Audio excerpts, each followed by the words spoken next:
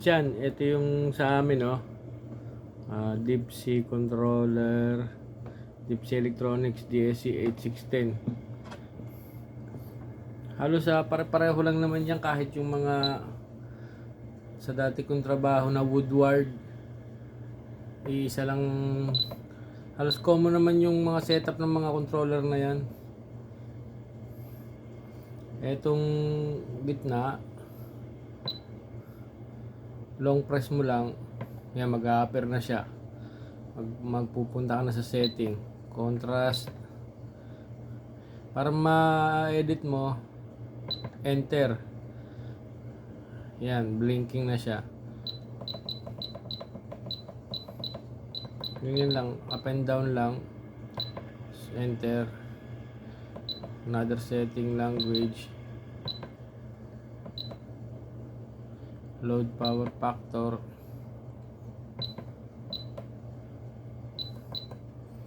Load priority naka-synchronize kasi kami 16 generator yung tig-8 generator kasi kaya ano kami yung may load priority dahil naka-synchronize kami. Tig-8 siya. Yan, mabibigay mo dyan. Pero ito, limited lang to yung mga mabibigay mo.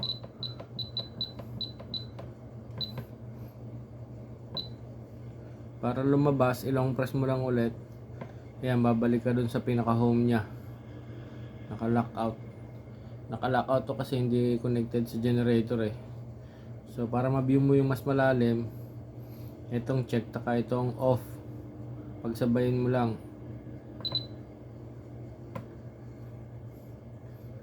Yan, halos pareho lang din ng una. Pero ito may left and right. Dito yung program naman nung sa engine. Oil pressure. Yan yung pre-alarm niya. Kung ilang bar.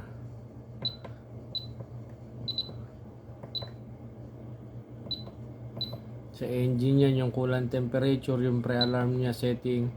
Yung temperature shutdown niya.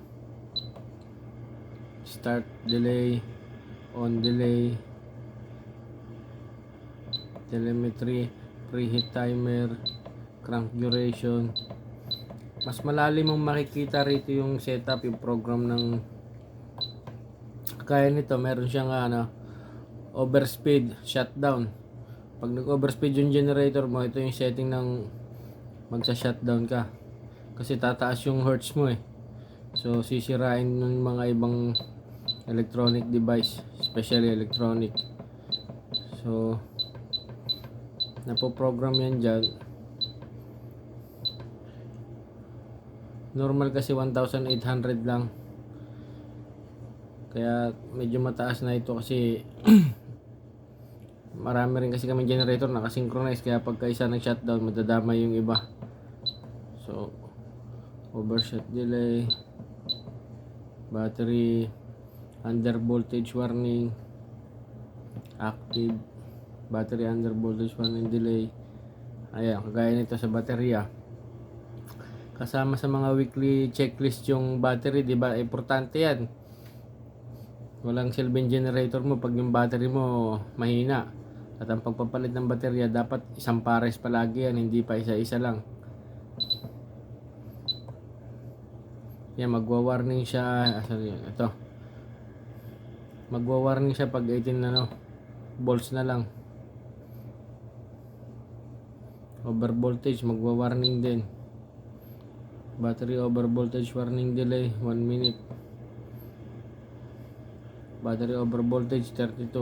Kasi dapat mga 24 ka, dalawang dalawang 12 volts na baterya ka, dapat mga 24, 25, 26, 27 ganyan. Yung mga good condition yun. Pero pag bumaba ka ng mga 20, medyo tagilid na yun. Ito sa engine ito. Ito sa generator, electrical side. Ayan, kitang-kita mo dyan yung under voltage shutdown. Pag na-reach mo yung pagka yung generator mo bumagsak ng 165 voltage, sa shutdown ka nyan. Ito yung pre-alarm niya, 176 lang. Ito line to ano to, line to neutral ito. Mag-a-alarm ka ng 176, shutdown ka na ng 165. Loading voltage 280. Ito yung normal niya. Nominal voltage 219.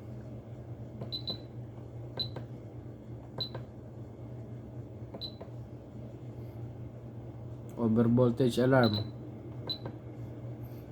Basta yung gitna, enter yon. Yun para mabago mo yung desire na setup ninyo. Yan, sa frequency ito, mga importante ito. Pre-alarm, dapat tayo dyan, 60 tayo eh. Kahit di naman dito 60 kami. So, alarm niya, loading voltage, nominal niya 60. Frequency, full load rating. Kanina sa engine, ito sa generator side. So, sa mga timers naman,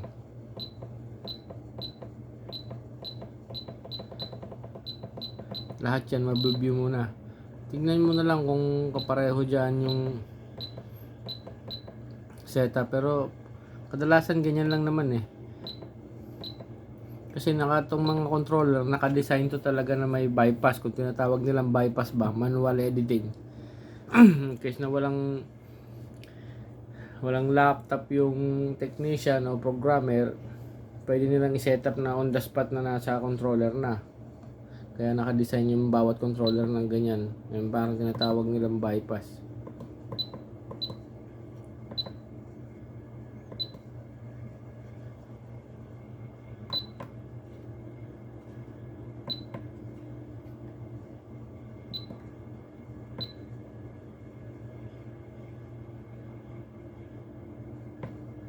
Ayun, yung pagbalik din sa home, long press lang ulit yung check. Oh, yan. Pagsabayin mo lang, labas ka muna. Ito yung pinaka home button, home niya. Sasabayin mo lang siya. Yan na. Left and right. Generator, engine, timers, schedule, display. Ayun.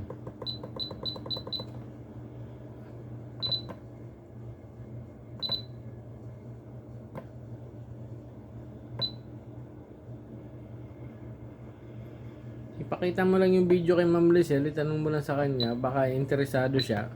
Kasi mas magandang meron pa rin kayong access eh.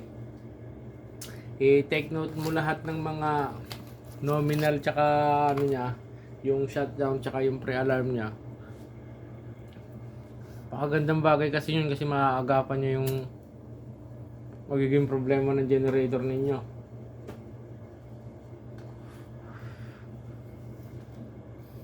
So ito, Deep Sea Electronic. Subukan kong hanapin sa internet yung sa inyo. Kung meron akong makitang software, babalitaan kita.